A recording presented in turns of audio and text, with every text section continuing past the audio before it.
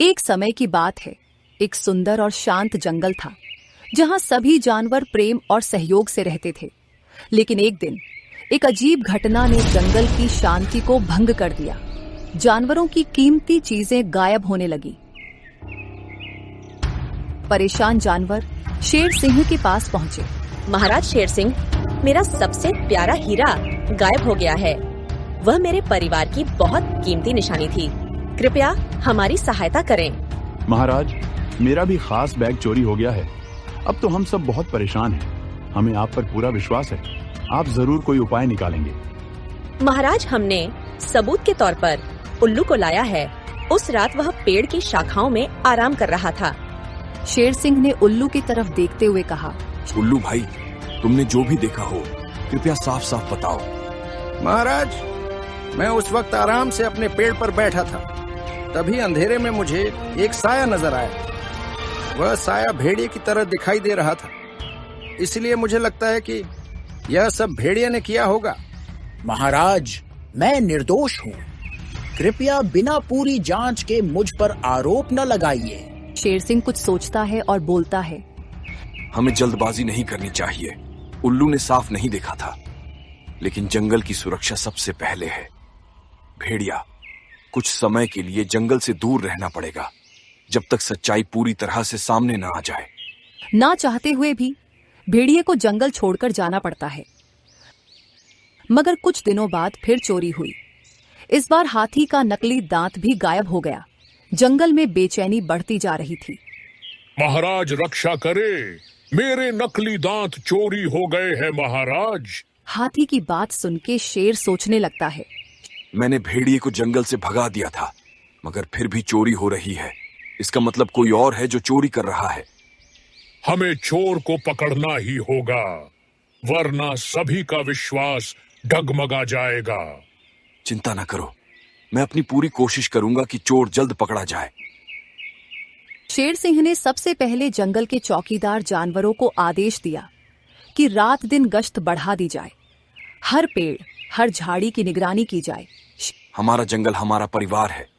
जब तक चोर नहीं पकड़ा जाता, कोई भी कोना बिना निगरानी के नहीं रहेगा। हर टोली चौकसी बरते।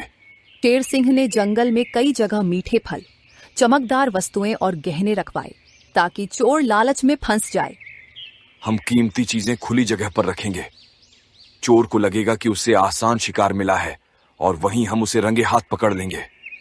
हमारी आंखें आसमान में भी होंगी। कोई भी हलचल हो तो मुझे रिपोर्ट की जाएगी। कि शेर ने कुछ चुने हुए चतुर पक्षियों को चुपके से पेड़ों पर बैठाया ताकि वे नजर रख सकें।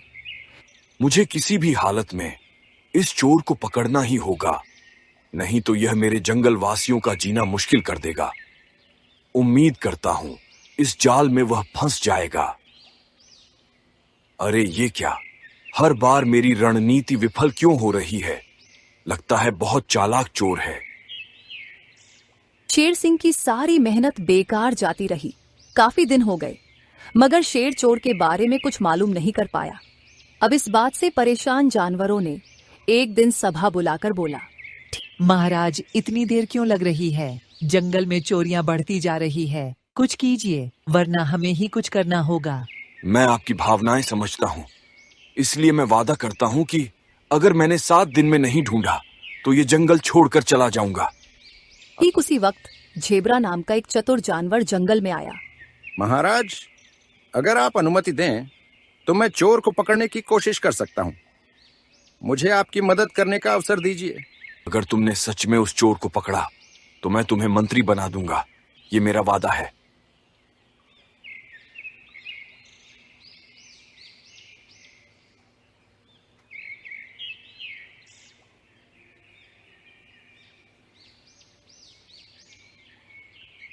हर बार कोई ना कोई अलग जानवर चोरी कर रहा है।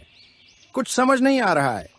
जमीन में जाल बिछाता हूँ तो चिड़िया चोरी करती है, और जब पीछा करता हूँ तो कोई और जानवर निकल जाता है। आखिर कौन चोर है? झेब्रा ने कई योजनाएं बनाई, पर चोर हर बार बच निकलता। आखिरकार वह किसी विशेष सहायता की तलाश में जादूगर भालू के पास गया। गुरुजी, मेरी मदद करें। जंगल में चोरी पे चोरी हो रही है। और हर बार जानवर कोई नया होता है। आखिर यह किससे संभव है? संभव है एक जादुई क्रियाविधि की सहायता से। गुरुदेव भालू, आपकी बुद्धि और शक्तियों का हमें सहारा चाहिए। कृपया हमारी मदद करें। तुम्हारी नियत नेक है झेब्रा। ये लो, जादुई पत्थर। जो भी दोषी होगा वह इस पत्थर के सामने खुद को रोक नहीं पाएगा। वह खुद ब खुद अपना गुनाह कबूल करेगा। भालू उसे एक चमकता पत्थर थमाता है। जंगल के बीचों बीच सभा बुलाई गई। सभी साथियों से अनुरोध है कि एक एक कर इस पत्थर के सामने आएं। यह पत्थर जादुई है। इसके सामने आने से यह बता देगा कि कौन है असली चोर। हर जानवर को पत्थर के सामने खड़ा होना था। सभी जानवर बारी बारी से आते हैं।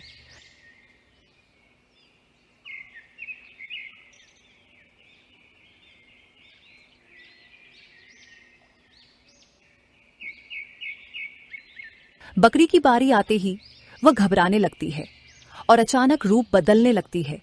अलग अलग जानवरों का रूप। बकरी, तुम ही थी चोर। तुमने यह सब क्यों किया? महाराज, कभी मैंने आपसे शादी का प्रस्ताव रखा था, लेकिन मेरा मजाक उड़ाया गया और मैं आहत हुई। मुझे लगा मेरी अहमियत साबित करनी चाहिए। मेरे पास एक जादुई किताब थी। उसी किताब की मदद से मैंने जादू सीखा और यह सब किया। मैं अपनी गलती के लिए तुमसे माफी मांगता हूँ, मगर मैंने जंगल के नियम अनुसार यह फैसला लिया। शाकाहारी और मांसाहारी का योग नहीं है। शेर की बात सुन के बकरी को अपने किए पर पछतावा होता है। मुझे माफ करें महाराज, प्रतिशोध की भावना में मैं अंधी हो गई थी। मुझे सही गलत का कोई अंदाजा नहीं था। बकरी, गलती करना इंसानी फितरत है, या फिर जानवरी, मुझे नहीं मालूम, लेकिन उसे स्वीकार करना बहादुरी है। हम तुम्हें माफ करते ही ताकि जंगल में अब फिर से विश्वास और प्रेम का माहौल बनेगा। सच्चाई सामने आते ही भालू वहां पहुंचता है। अब चूंकि सब सामने आ गया है, मैं बता दूं, ये पत्थर असल में कोई जादुई पत्थर नहीं था। ये तो बस साधारण पत्थर है। असल जादू हमारे दिलों का डर होता है, जो सच को खुद सामने ले आता है। शेर ने जेब्रा और भालू की खूब प्रशंसा की और वादे के हिसाब से जेब्रा को मंत्री बनाया गया।